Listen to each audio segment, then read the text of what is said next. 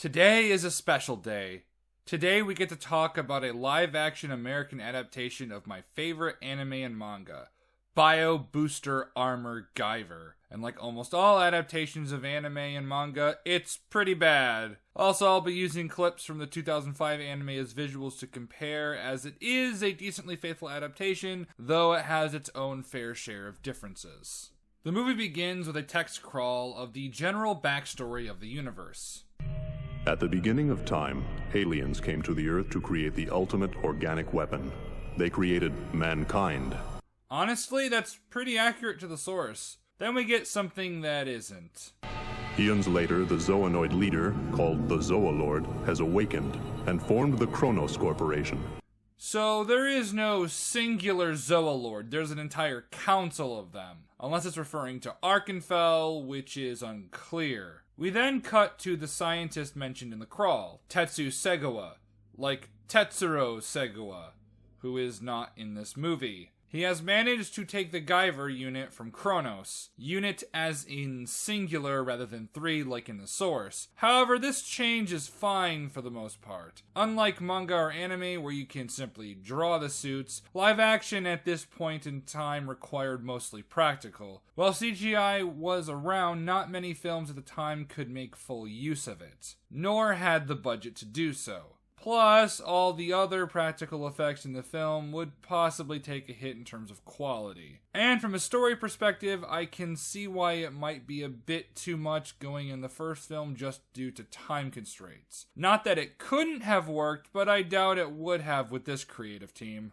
Tetsu is found by Kronos employees? I think they are anyways. But why are they dressed like that? In the source, Kronos has a private military, showing how efficient and dangerous they are. Here, it's 4 people dressed like Bulk and Skull if they had no sense of fashion. However, I'm just weirded out that Michael Berryman is playing a Zoonoid. I like him as an actor, don't get me wrong, but usually his hypohydrotic ectodermal dysplasia got him roles where he wouldn't have to wear prosthetics or be made to look deformed, because he kinda already was. Anyways, he plays Inspector Lisker, which is very strange given how the character acts. Lisker was arrogant and kinda deluded, especially when he became the Guyver 2.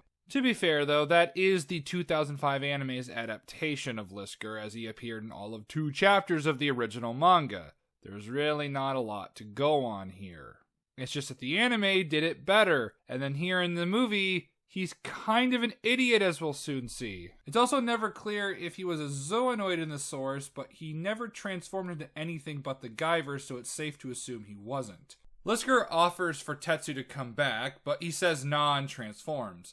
And I must say, the monster effects are pretty damn good along with the designs.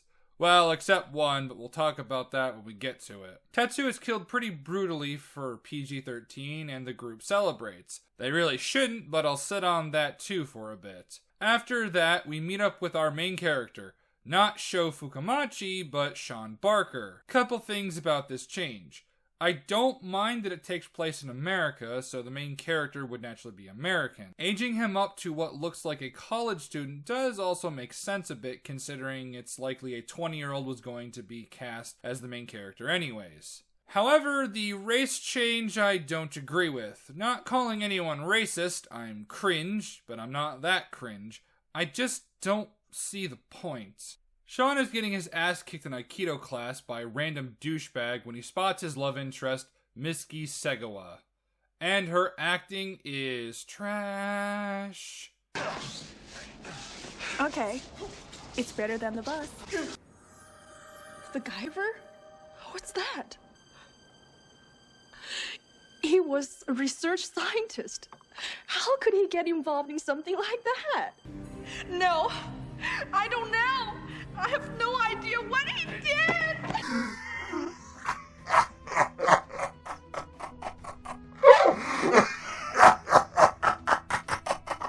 Anyways, Sean's Aikido instructor shows some moves that are sort of important. They don't contribute too much in any of his wins later on. However, it is cool to see that he has some kind of martial arts training. That's more than what a lot of modern films tend to do.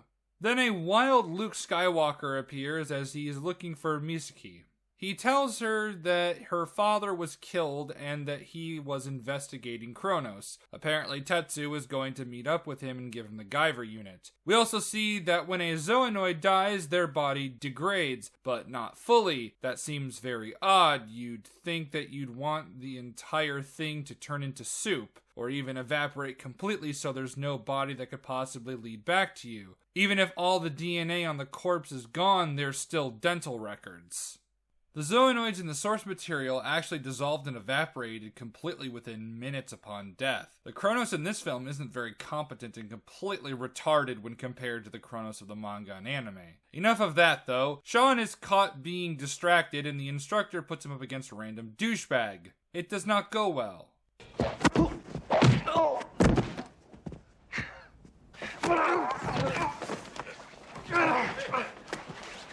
John, you have to learn to control your temper. And nothing I'm teaching you here is ever going to help you out there. Sean's temper and crush on Mitsuki is really the only character he has, and his temper isn't really a thing most of the time. He is very bland. On a side note, the DVD cover of this movie is false advertisement. It shows Mark Hamill as the Guyver and he gets top billing, but Jack Armstrong is the one who becomes the Guyver. I can imagine that did more harm than good for this movie's payout. After one of many jarring transitions, seriously, there are multiple of these jarring cuts, we cut to Lisker bringing the Guyver to Barkus, or Balkus as he's called in this. His design change is actually a good one. He looks like someone who's the head of a corporation and not like a fucking wizard. Though I find it strange that they chose Barkus of all characters for this role when it more or less suits Gyo. Although neither character gives off this creepy Joe Biden energy in the source material. Joe Biden opens up the case to find a toaster in it. Naturally, he's very upset. Lisker, why wouldn't you check the case before you got here? It's not unreasonable to assume that Tetsu would try and switch it out. Plus, you saw him crouching over the case. Sure, you could argue that maybe he thought he was exhausted, but why rest out in the open across from an overpass where you might be spotted? But even then, it's just common sense to do so. Tetsu doesn't want you to have the Guyver. And considering that Lisker is terrified of Joe Biden even before he gets angry, then you'd think he'd make sure it was in the case. Joe Biden gives Lisker another chance before cutting to the crime scene of Tetsu's murder. There's also this black guy telling Mark Hamill to not be on the case. Man, I wonder why he might do this. You're telling me they got friends in high places? I'm telling you, you got a bad attitude. If they do have friends in high places, then why wasn't the body taken earlier? In fact, why didn't the goons take the body after Lisker killed him? Why didn't Kronos cover it up, as it's not so subtly implied that the black guy is working for Kronos, not doing a very good job at hiding things? Sean then finds the Guyver in a lunchbox and puts it in his backpack, because it looks cool, I guess. Mark Hamill tells Mitsuki about what her father told him. He was trying to bring me a mechanical device that Kronos had found, something he called the Guyver. Apparently it was some sort of space armor, I think. I mean, I don't know. But your father described it as the most dangerous technology since the atom bomb. This raises a few questions, actually. Why would Mark believe Tetsu about this? Especially when he talks about space armor and weapons more powerful than the atomic bomb. Was he investigating Kronos prior to this? So any information would have been enough? Who the fuck knows? Sean comes to see Mitsuki, but spots Mark in the mirror and storms off. Wow, you're kind of a dick, Sean. She had tears in her eyes, so something was clearly wrong, and it's not like you two are dating from what's implied. I get Mark hiding looks suspicious, but damn, no need to act like a pissy bitch. However, Mark really did pick a shitty hiding place. It's a lousy place for a mirror. Then why did you choose that spot to hide, you numpty? What if it was Kronos at the door? Really not doing yourself any favors. We cut to the goons looking for the Guyver, and we get a hint of the massive tonal problems with this movie. So far, it's been relatively serious with a few goofy moments, but nothing overbearing. Jimmy Walker rapping after we saw a woman grieving her father's death is a bit jarring, and it only gets worse. But we don't even know what that Guyver thing looks like. Why would you not know what it looks like? No one took a picture of it. There's no scans of it. Not even a description. You don't need to know. Of course he needs to know, Lisker. You'd get done much faster instead of him bringing you random shit. But more importantly, according to Joe Biden, It is the only one in existence. so why didn't you give them any idea on what it looked like, you dumbass? It's only the most valuable thing to you. Sean's moped breaks down in a dark alley and someone offers to help. Now, obviously this individual looks suspicious, and it's clear Sean lives in a shithole. It's LA, what do you expect? So, it's understandable why he doesn't trust him. However, pushing him away and threatening him is a very stupid thing to do, especially since you'd think Sean would know better. And who knows, maybe he actually wanted to help. Naturally, aggravating the gang member doesn't go well as the entire gang was just off screen. Here we get into more of the tonal issues I mentioned earlier. Sean is getting surrounded and takes a stance.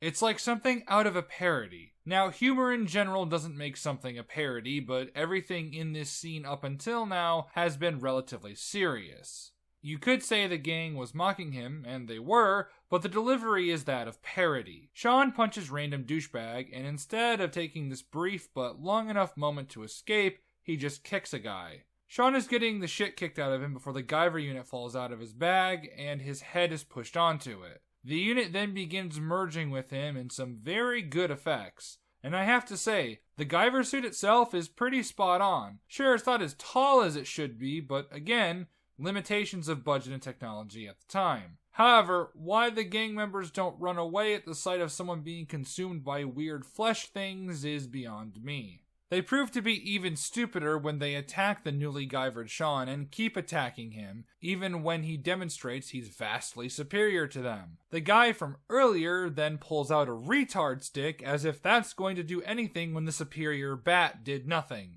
Truly, to think a weapon such as this, a poor, disabled, limited stick tied with a cord, could be any type of great and glorious weapon, you would have to be a retard of astounding proportions. He's also being really dumb. Not just because he doesn't run away, but doing knife play instead of just attacking. This does not go well, of course. Yeah, that's it. I'm just playing. Then let's play. Then the last guy pulls a gun. You had that this entire time and didn't think it would be appropriate to use as your friends were being destroyed. Idiot. Then Sean tries to kill him? Jesus, man! I understand you're defending yourself, but he ran out of bullets and the gun is useless now. He didn't even try to kill the other guys that had weapons. Sean only stops when he sees his reflection, and even then he was about to continue his assault on the guy who has clearly given up. Let's compare this to when Sho first had the suit attached to him. As it was fusing with him, he fell into the pond, possibly going unconscious from the intake of water and duress he was experiencing. When he emerges from the water, he makes quick work of a zoonoid that survived an explosion to the face, demonstrating just how powerful the Guyver is. This scene also establishes a very important feature of the Guyver, an autopilot mode that activates when the user is unconscious for extended periods of time, where it doesn't distinguish between enemy and ally. A mechanic that helps facilitate Sho killing his dad, who had been turned into a monster. When he comes to, he sees his friend terrified and a monster quickly dissolving in front of him. Sho? Is that you? Yeah. Did I do that? He's confused as he has no idea what even happened. Upon seeing his hands and reflection, it all hits him. My hand? But what is that thing? Is that me? It's a short scene that manages to establish important mechanics that line up for later explanations, while being effective at selling the fear and confusion that would naturally come with such an event, as opposed to the adaptation, which has some pretty damaging implications if you really think about it. Sean had bullets bounce off of him and his arms firmly in front of his face at least twice, meaning he would have seen how strange they looked. A bat broke over his back and it didn't even faze him. And unlike Sho, who was not in control of his own body, Sean was in complete control of his actions. No, you're going down. He has to know that something strange happened to him as he was crying in pain as the suit attached to him.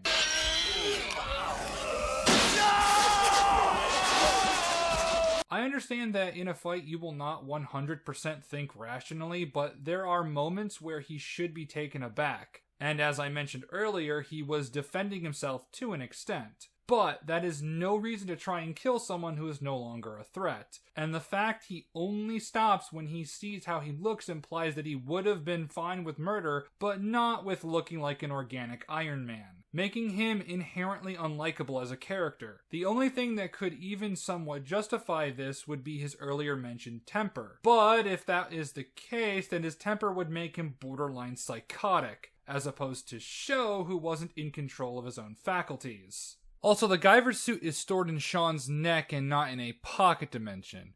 If you thought the dimension stuff was silly, then having the suit stored in his neck is not the way to make it not silly. Anyways, back with the goons, and they fail to find the Guyver. Lisker brings the news back to Joe Biden, who does not take it very well. The most lethal weapon ever conceived. Lost for centuries. And all you have for me is, he pulled a switch. He tells Lisker to kidnap Misaki, and we have a rare sight of the movie being intentionally funny.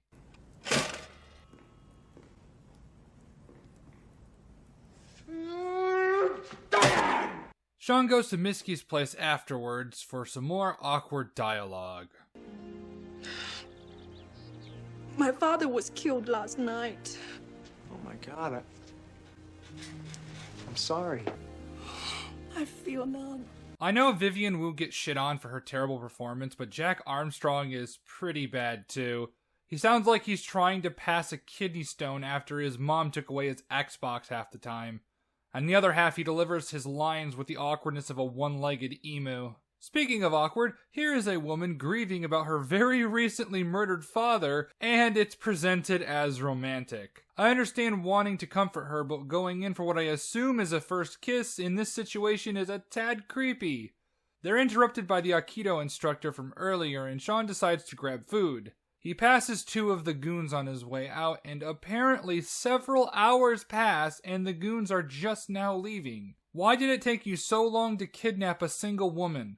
Why did it take Sean so long to get food? But more importantly, why do Lisker and his girl have better chemistry than the leads? In Brazil? Really? Really? Why not? Sean finds the Aikido instructor's dead body and what looks to be claw marks on her neck and face, meaning that at least one of the goons would have had to have transformed. If that's the case, then there's no excuse why it appears to have taken multiple hours to kidnap a single person, especially if you have the ability to turn into horrifying monsters. I'm not a male chauvinist. I didn't want to knock the girl out if you did. Knock her out. I had to kill the other one myself. Why are you still here? Stop arguing and get out of here. With the amount of damage you've caused in the room, it's likely someone would have heard it by now and called the police. Joe Biden is already very angry with you all, and if Lisker is terrified of him, then certainly the rest would be too. You're also standing right outside the apartment complex. What if someone who lives there decides to leave or come back, and they overhear you talking about what you did? Cut the chatter, come on! And the fact that Lisker didn't tell them to hurry up sooner until a car pulled up only makes things worse. Said car is that of Mark Hamill, who greets J.J. Walker and Movie Bob before Sean knocks them out with some beer bottles. Fucking useless as always, eh, Diabito? Then Lisker pulls out a gun and doesn't shoot Mark Hamill despite having more than enough time. He doesn't even try and shoot at Sean and Mark as they run either. Why are you so stupid, Lisker? The goons give chase and J.J. Walker decide to transform and...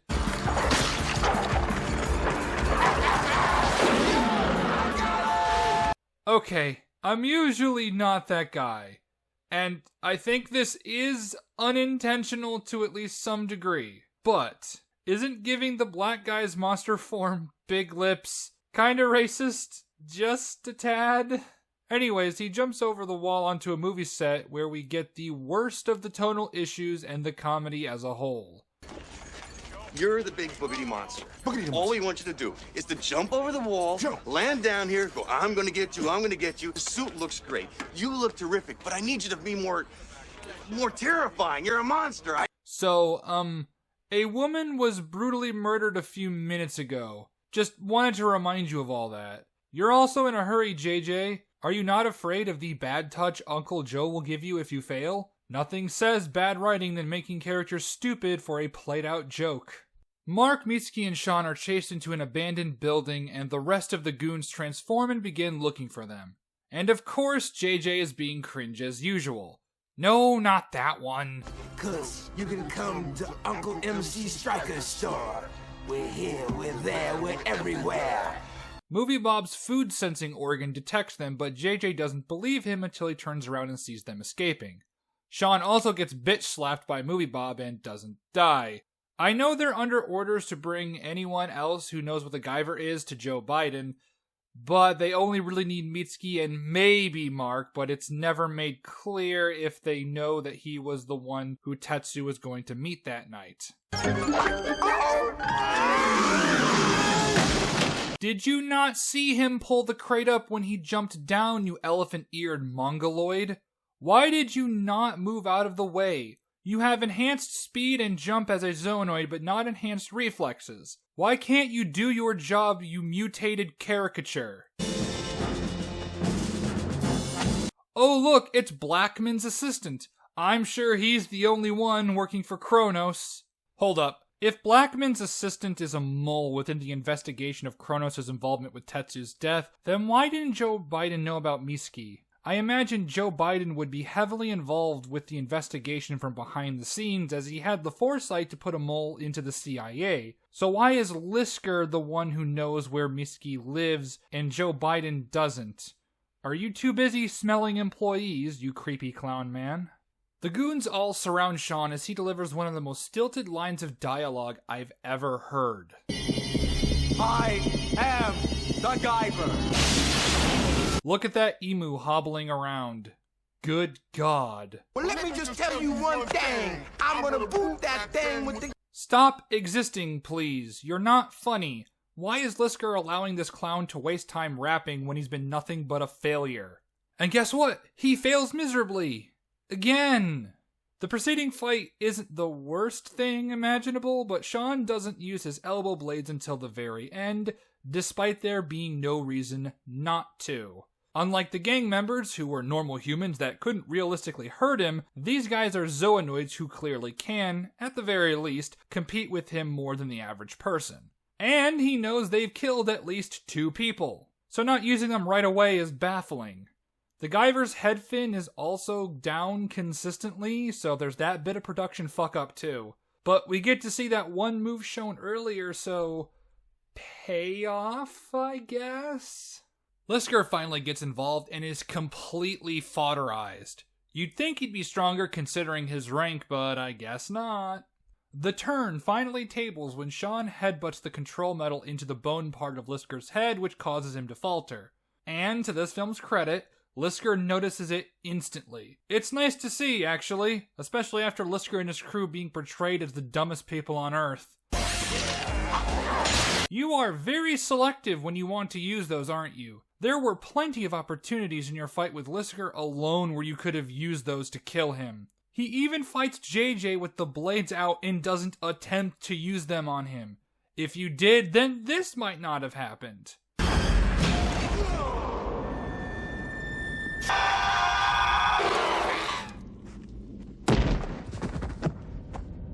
Also, I need to bleach my eyes after seeing Zoonoid titties. Thank you for that.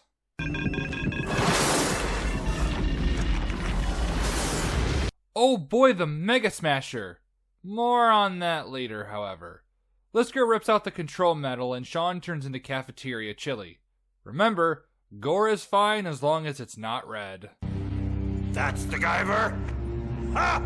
Nothing to it. I don't know, he was destroying you all for the majority of the fight, and you only won because he thought he killed Mitsuki. Cope harder. Mitsuki and Mark are taken, and Mitsuki wakes up in Joe Biden's office, who put her in a new set of clothes. How thoughtful. Of course, his hospitality is all about trying to find out how to activate the Guyver.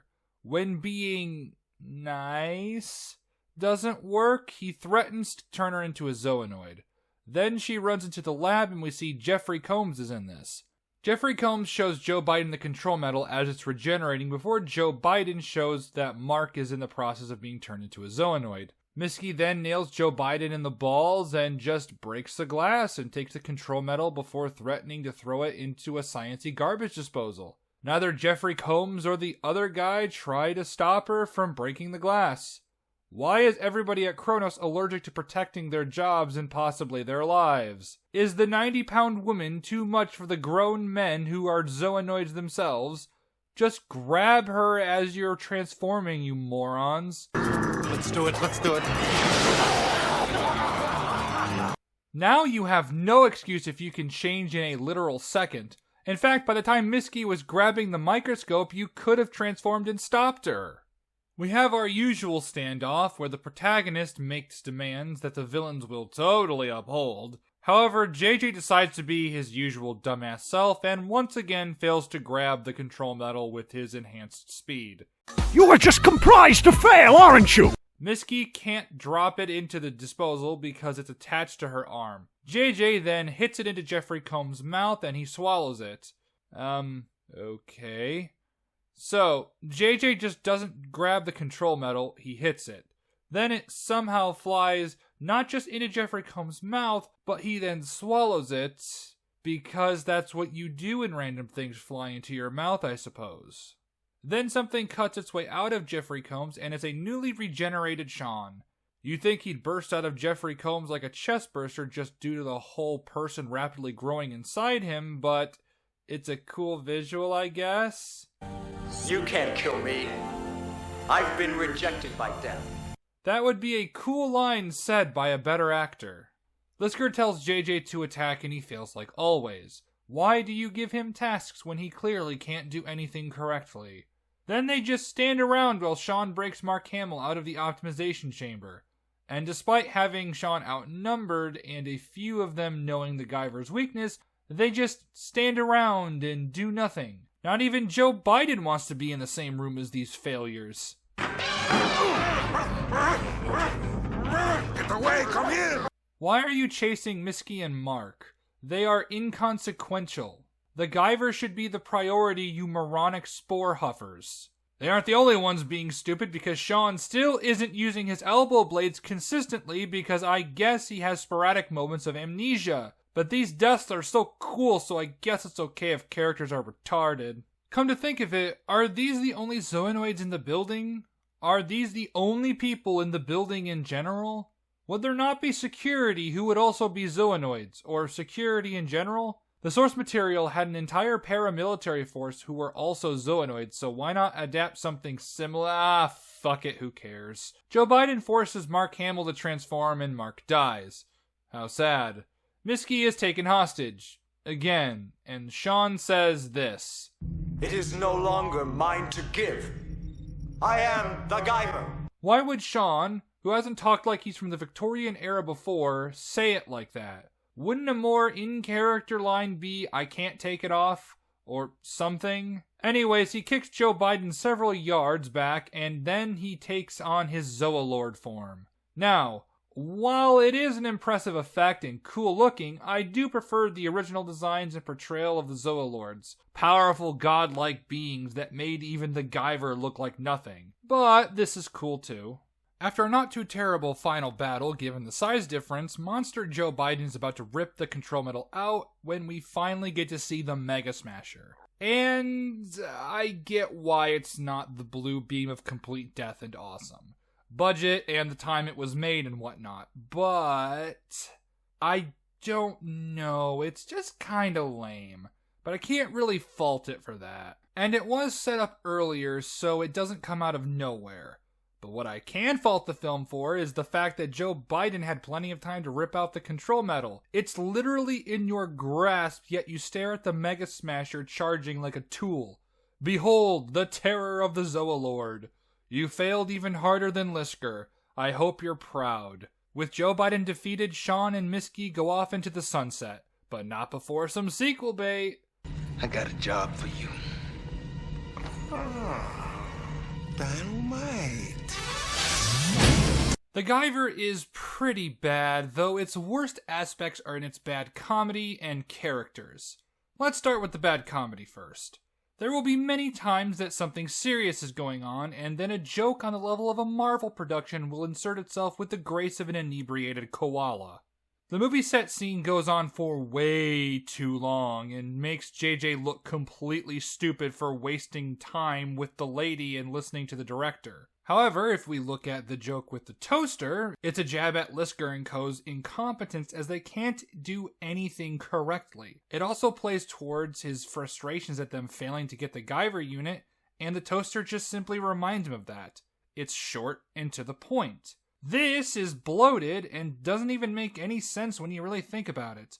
Why the hell does JJ care about what the director is saying? Why does he care if a woman is screaming? He'll be long gone before anyone comes to help, given how fast he's shown to be. It's the most egregious example, but not the only one.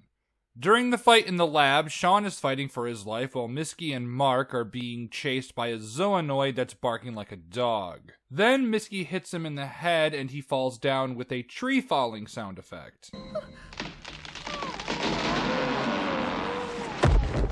Why play the sound effect when he's shorter than both Mark and Miski? Wouldn't that effect be better if it was really tall? And all of this happening alongside what is supposed to be a tense fight. Or how about when Sean cuts himself free from Jeffrey Combs and they play a Jaws-esque music score? Get it? Because it looks like a shark fin. The film is filled with this shit after a certain point. It's current Marvel humor and it borks the tone. The characters are either bland beyond belief or incredibly stupid. Or in the case of Sean, both. Miski exists to be a love interest whose entire character boils down to, my dad is dead. And Mark is really there just for an exposition dump here and there. Other than that, he's pretty much there to pick up a check. Kronos is run by a bunch of glue huffers. Not only are Lisker and his goons sporting the most impressive of single-digit IQs, but even the most basic of tasks they can't do. Not seeing if the Guyver is in the case, JJ consistently wasting time, Joe Biden only having a handful of zoonoids despite having an entire optimization room, implying that he should have more than what he has. David Gale can only carry so much. Sean Barker is a wet fucking sock. His personality can be boiled down to, I like Miski, and not much else through the majority of the film, with bits of psychopathy here and there. He also forgets he has weapons that would effectively change the plot of the entire movie. His temper only comes into play a few times and only ever has the consequence of him getting the shit kicked out of him. And even then, the guy did nothing to antagonize him, making Sean look like a complete douche. Despite that, it does serve as a decent blueprint for a live-action adaptation. While some changes made are fucking retarded, others are either understandable or better, at least in concept. Lisker was in all of 2 chapters of the original manga. Here, he has a decently sized role in the film and is the one to rip out the control medal. The character is a complete moron, but the idea behind it is sound. With a few tweaks, this movie could actually be pretty decent. Even as is, it's actually one of the better American live-action adaptations of an anime and manga. That says a lot more about how shit those usually are, but fair is fair. Before I depart, I have plugs and shoutouts. First, my good friends at Yart made a pretty damn solid critique of the Dark Knight trilogy. Link in the description, if nothing else but to listen to the breath of the Irish. Subscribe to Pendulum. He too makes good content and I've been in his stuff as well. Sir Baller and TCAP, who have been on my podcast a few times, are also fun content creators. And finally, Grim Media, my good friend that introduced me to this awesome community I find myself in. He has some excellent Lord of the Rings videos. And since YouTube refuses to monetize me,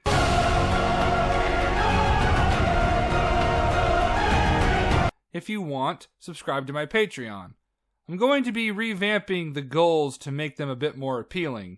And of course, subscribe if you're new and want to see more content. And trust me when I say, the next video is going to be one that I bet some of you have been wanting for a good while now. Until then, my friends.